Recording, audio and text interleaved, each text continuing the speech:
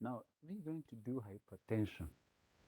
Hypertension is defined as a cardiovascular problem, but you can actually have hypertension in any other um, organ depending on elevation of uh, pressure inside there beyond the, the required one. For example, you can have pulmonary hypertension. So today with us, we're dealing with uh, cardiovascular hypertension, mostly systemic hypertension. So the definition of hypertension, that's a systolic blood pressure of more than 139 millimeters of mercury and a diastolic pressure of more than 89. This means we can have isolated systolic blood pressure, or we can have um, diastolic blood pressure that is elevated solely without the other. So, based on the average of the two or more properly measured seated blood pressure readings on each of two or more effective OBCs. So, the patient must come twice, and then each session, the patient must have seated completely stable, and then you measure more than twice. Average the least two measurements, and then you average them. So only systolic or diastolic must be out of range to qualify as hypertension. We don't need to have systolic and diastolic together. You can have isolated diastolic hypertension, isolated systolic hypertension, and then you can have hypertension generally when you have systolic more than 139 and diastolic more than 89. So the accurate parameter should be regular, and then the operator must be trained. The patient must be properly prepared. He must be positioned well, seated quietly for at least 5 minutes in a chair. And then you need to use auscultatory method. So the patient must avoid caffeine, exercise, and smoking at least 30 minutes before measurement. Appropriately sized cuff must be used. All these should be done well. And then at least two measurements should be made and the average recorded. So all clinicians should provide to patients their specific blood pressure numbers, and then they should record. So this is what is required. You need to use auscultatory, and the first visit of the office, you must be able to measure both arms. And after measuring both arms, you need to take the pressure of the highest arm. That's very, very important. This one is not advised. You need to use auscultatory method with a stethoscope. So the important facts about hypertension is asymptomatic unless it has shown some complications. So another thing we need to know, very, very important, lifelong diseases requiring lifelong treatment is a disease that uh, stays together, or the patient stays with for life. And then you need treatment for life. The relationship between blood pressure and the cardiovascular disease events is continuous. And then cardiovascular system diseases doubles every increase of 20 to 10 rise in blood pressure. So isolated systolic hypertension carries similar risk. There is what we call the white coat hypertension when the patient is coming to the hospital. Sometimes they have that anxiety, and sometimes you have elevated blood pressure without any cause. So you should not diagnose it. You need to give them time. They need to go home, and they need to measure it while they are back at home. So complications include stroke, coronary artery disease, heart failure, renal failure, retinopathy, and peripheral vascular diseases. They're very important. High yield, we need to know them. So stages of hypertension, you can have normal when we have systolic blood pressure is below 120, and then we have diastolic blood pressure below 80. This is what we need. And then when we say it's pre-hypertensive, the patient is having 120 to 139 systolic blood pressure and 80 to 89 diastolic blood pressure. Then hypertension stage 1 is 140 to 159, 90, 99, and then hypertension stage 2 is more than 160, and then diastolic is 100. Hypertension, pre-hypertension, which we've said, are 120 to 139, and then 80 to 89 is not a disease, and you should not actually begin treatment. But for individuals with this pre-hypertensive state, you just need to advise them and teach them that they can develop actually hypertension fully. They are not candidates for treatment, as we've said. They should be firmly and unambiguously advised to practice lifestyle modification, or otherwise they're gonna have hypertension. Those with pre-hypertension conditions and have diabetes or kidney disease, drug treatment is indicated. If a trial of lifestyle modification fails, that's very important. So you need to begin treatment for these patients who are pre-hypertensive if they have diabetes or they have a kidney disease. So when we have isolated systolic hypertension, usually elderly patients more than 50, more than 60 years, so not distinguished as a separate entity, however, they should be primarily considered during treatment and not just diastolic PP that is normal. So systolic blood pressure is more important cardiovascular risk factor after age of 50. Diastolic blood pressure is more important before age 50. This one is high. We need to know this. We need to remember this. That for systolic is about 50, and then diastolic is below 50. Systolic is above 50. Then we have what we call hypertensive crisis. So we can classify them into two: hypertensive urgencies, hypertensive emergencies. When we have hypertensive urgencies is when we have blood pressure more than 180 systolic and more than 120 diastolic, but we don't have progressive target organ dysfunction.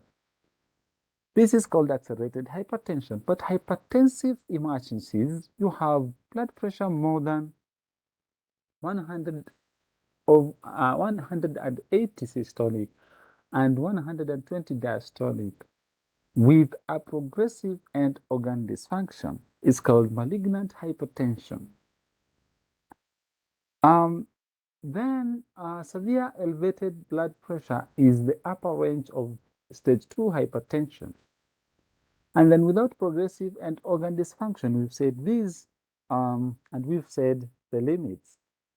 So with emergencies, you can have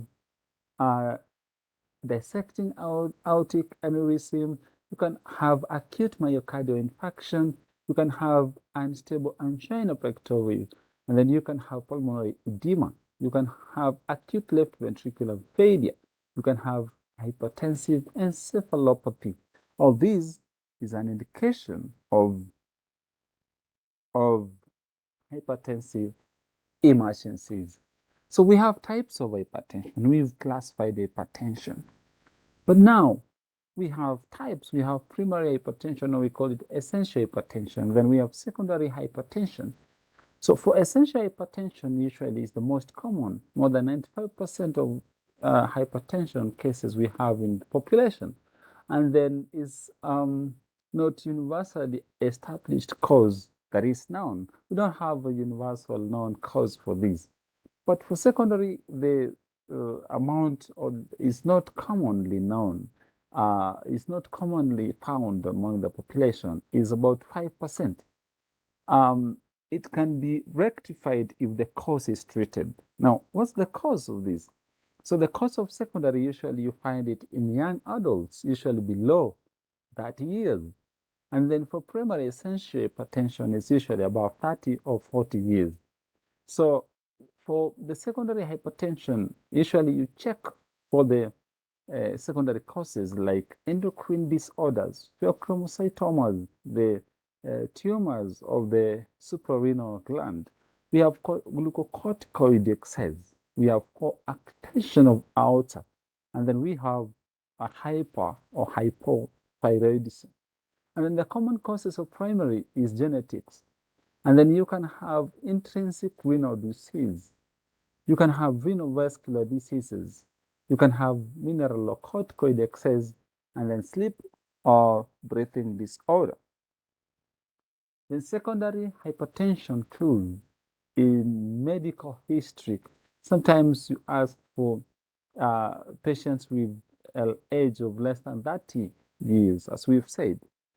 And then you can have episodic headache and chest pain. You can have morbid obesity. You just check for these episodic headaches and chest pain, palpitation, and cholesterol or sudden thrombus.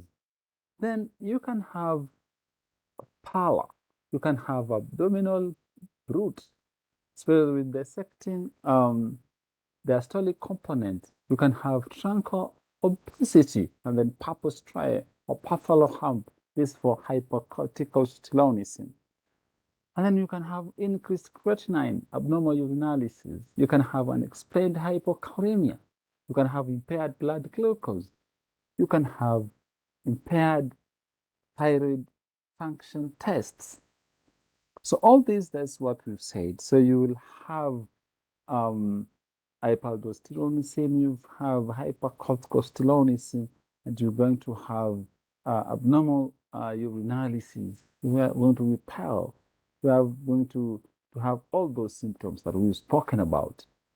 We've spoken about renal parenchymal diseases, common cause of secondary hypertension. And then in both, it's both cause and consequence of renal disease. So all this is multifactorial.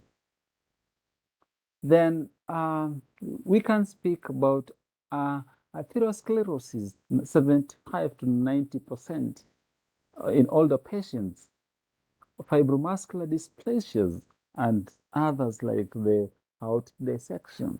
We can speak about Takayasu, arthritis, thrombotic imply CVD, post-transplant stenosis, and then post-radiation problem. Then we can actually speak about changes in vessel wall leading to vessel endothelial injuries. And then this is the cause of the target organ dysfunction in hypertensive emergencies. So you will have the kidneys affected, the central nervous system affected, the eyes affected, the heart and the blood vessels affected. Then we have spoken about all this. What can be affected in the cardiovascular system? We've said you can have arrhythmias in the heart. You're going to have ventricular hypertrophy for the compensation mechanism, dysfunction and failure of the heart. And then you're going to have coronary artery disease. You're going to have acute MI. You're going to have arterial aneurysms. You're going to have the section of the aorta, and then you can have even rupture of the vessels, even the vessels of the brain, the vessels of the heart itself, the peripheral blood vessels, and all those arrhythmias we've said about it. So you can have even acute myocardial infarction. So to the kidneys, you're going to have glomerular sclerosis. You're going to have ischemic kidney disease. You're going to have in nervous system, we're going to have cerebral and subarachnoid hemorrhages. This leads to stroke. You're going to have arteriolar fibrinoid necrosis. It's going to give us leukoencephalopathy. And then we're going to have eye problems, retinopathy. The hemorrhages, they impair vision. The vitreous hemorrhage, retinal detachments, you're going to have neuropathies of the nerves. This leads to extraocular muscle paralysis and dysfunction. It's very, very, very important and very key and high yield. So these are some pictures that are showing us about hemorrhages. They're showing us red background in this picture when you're doing fundoscopy. Then you're going to see exudates in this pattern. You're going to see white patches on and fatty deposits, which are lipids. And then you're going to see accotonal spots, which called microstrokes in the eye on fundoscopy. And then we have stage 1 up to stage 4 in the processes of the retinopathy. So you're going to have stage 1 arteriolar narrowing. You're going to have nicking of the arteriole to the vein. And then you're going to have arteriovenous nicking. And then you're going to see cotonoal spots and exudates in stage 3. And then the last one you're going to see here a very wide space that the eye cannot be able to see on the retina. And then it's usually a silent killer. What are the signs and symptoms the patient is going to present with? Our patient is usually, or most patients are going to present with fatigue. They're going to present with decreased activity tolerance. They're going to present with dizziness. They're going to present with palpitations, angina, dyspnea. All these things are very, very common. Very common. So you evaluate the patient objectively. You take the history, you assess the presence or the absence of target organ damage. Then on the heart, you're going to see on the history taking, you're going to ask about the history of hypertension in the family. You're going to ask the history of the patient smoking. You're going to assess the BMI to see obesity. You're going to see the activities where the patient is a sedentary life style person. And then you're going to see dyslipidemia. You're going to see diabetes mellitus. You're going to see microalbuminuria. You're going to see decreased GFR. You're going to see the age of the patient. You're going to realize that it's common. Primary is more common in older patients. And then associated conditions, as we've said, dyslipidemia, hyperinsulinemia for obesity. We're going to see insulin resistance. We're going to see people with diabetes. We're going to have people with visceral obesity. And then we're going to have hypercoagulability, this tendency. And then you can identify some things, like the patient might tell you that I have a history of snoring. They have sleep apnea. They have drug-induced causes. They have chronic kidney disease, primary aldosteronism, renovascular diseases. You have chronic steroid therapy. You have pheochromocytomas, coarctation of aortas.